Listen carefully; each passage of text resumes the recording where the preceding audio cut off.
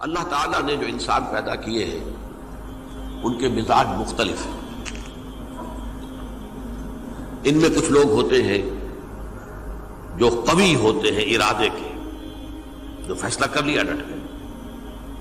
کچھ لوگوں میں وہ قوت ارادی اتنی مضبوط نہیں ہوتی، وہ ادھر ادھر سوچتے رہتے ہیں. کچھ لوگ جسمانی طور پر بہت توانا ہوتے ہیں، کچھ لوگ جسمانی طور پر پیدائشی طور پر کمزور ہوتے ہیں.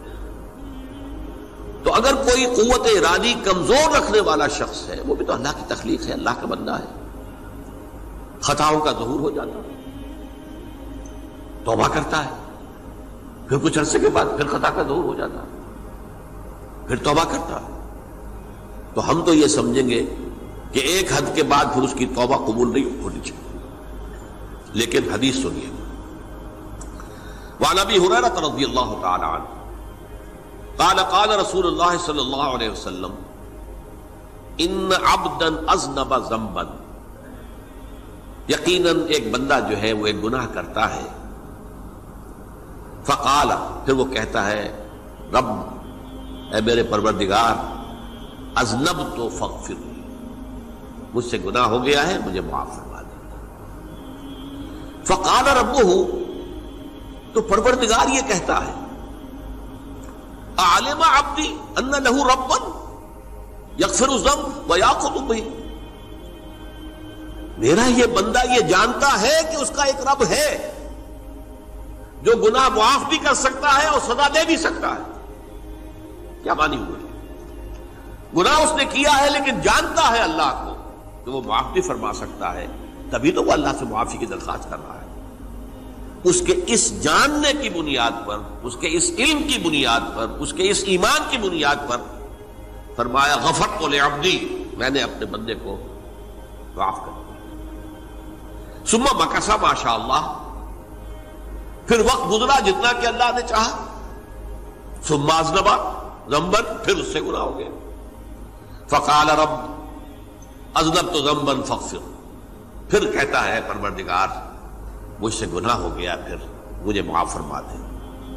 فقال ربہ، اللہ فرماتا ہے عالم عبدی ان لہ ربا یغفر الذنب ویأخذ بہ، میرا بندہ ہے نا جو جانتا ہے کہ اس کا ایک رب ہے، ایمان باللہ اس کے اندر ہے، تبھی تو پکار رہا ہے. اور یہ بھی جانتا ہے کہ وہ گناہ معاف بھی کر سکتا ہے اور چاہے تو پکڑ بھی سکتا ہے، سزا بھی دے سکتا ہے. تو فرمایا، اللہ تعالیٰ فرماتے ہیں میں نے فرمایا کہ میں نے معاف کر دیا. ثم مکث ما شاء اللہ، پھر ایک عرصہ گزرا اس کے بعد. ثم اذنب ذنبا، پھر اس نے گناہ کیا. قال رب اذنبت ذنبا آخر، اس نے کہا پروردگار میں نے تو پھر ایک اور گناہ کر دیا، فاغفر لی، مجھے بخش دے.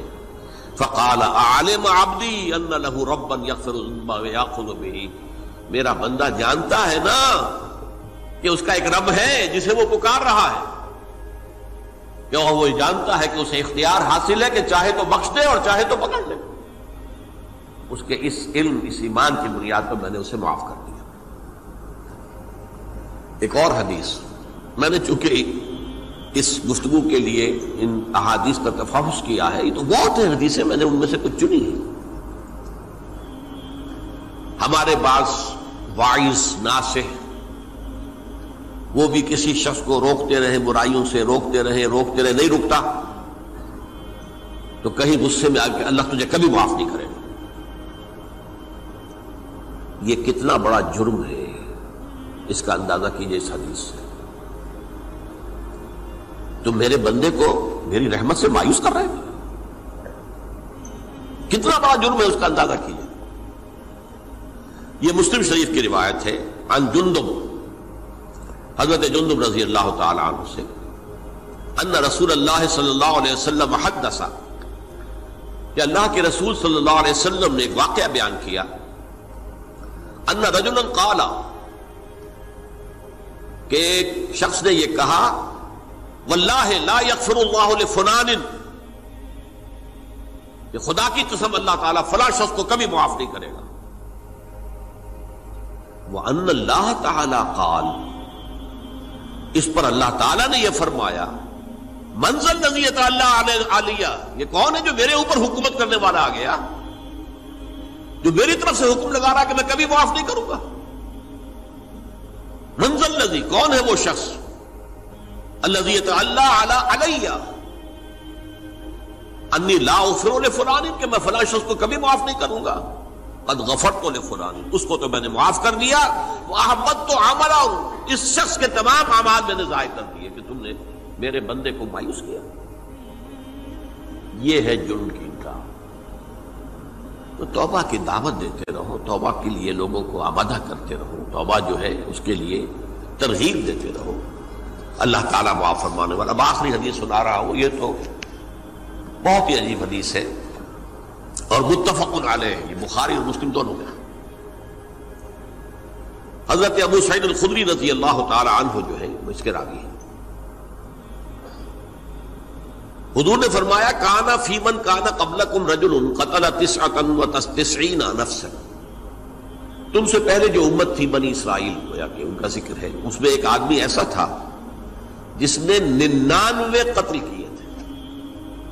اب آپ اندازہ کیجئے کتنا بڑا گناہ کبیرہ ہے قتل۔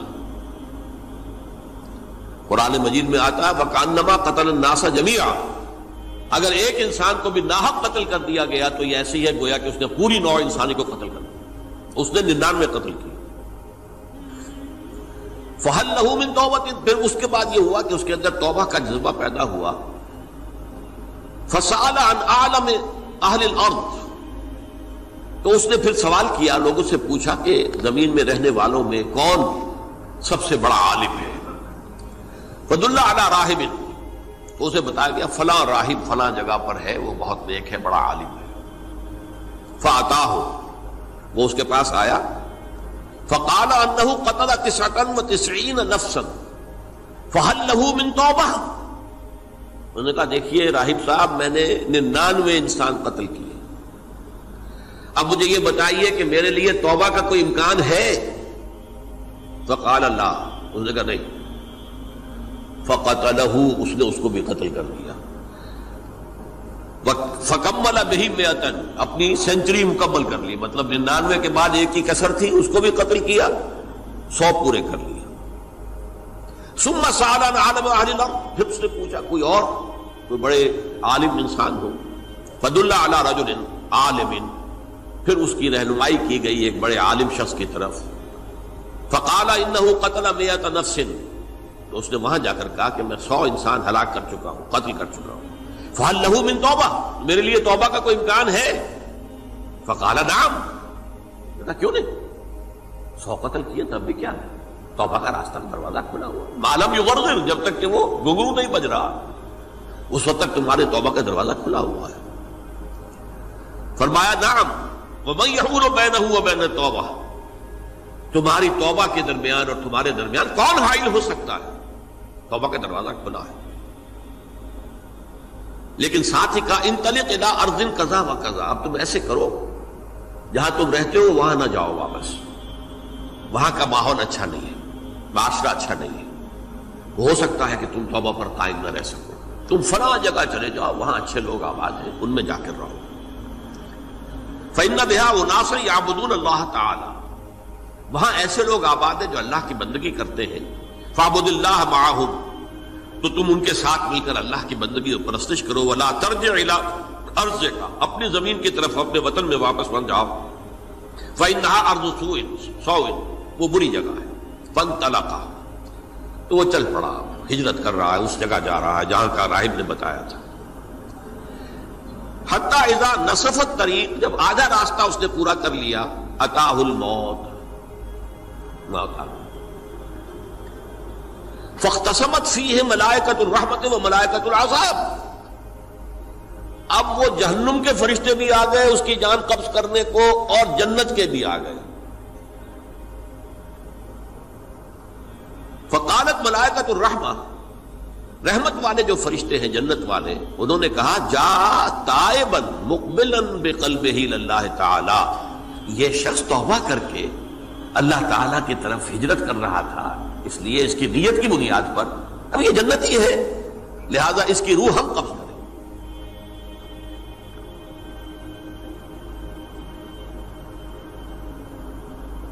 وقالت الملائکۃ العذاب، اور وہ جو عذاب والے فرشتے ہیں وہ کہیں گے انہ لم یعمل خیرا قط، تو نے توبہ کے بعد کوئی نیک عمل تو کیا ہی نہیں، تو کس بنیاد پر اس کو تم جنت میں لے جاؤ گے؟ اس کو تو دوزخ میں جانا چاہیے۔ فاتاہ ملک فی صورت آدمی، تو ان کے پاس اللہ نے ایک اور فرشتے کو بھیج دیا آدمی انسانی شکل کے اندر، فجعلوہ بینہم، تو ان فرشتوں نے کہا بھائی ہمارا فیصلہ کرا دو، اس کی روح ہم لینا چاہتے ہیں یا ہم لینا چاہتے ہیں؟ انہیں حکم بنا لیا۔ فقال قیسوا ما بین الارضین فإلی ایتہما کان اقرب، کہ تم فاصلہ ناپ لو جہاں سے وہ چلا ہے اور جہاں جا رہا تھا اور یہاں اس کی موت ہو رہی ہے، تو کون سا فاصلہ زیادہ ہے؟ جب ناپا گیا، بلکہ ایک حدیث میں آتا ہے کہ اس پر اللہ نے زمین کو جو ہے حکم دے دیا، ایک طرف والی زمین تو سکڑ جا، دوسری والی جو ہے تو پھیل جا، تاکہ وہ جو جدھر جو جا رہا تھا وہ زیادہ قریب ہو جائے بنسبت اس کے کہ جہاں سے وہ چلا تھا۔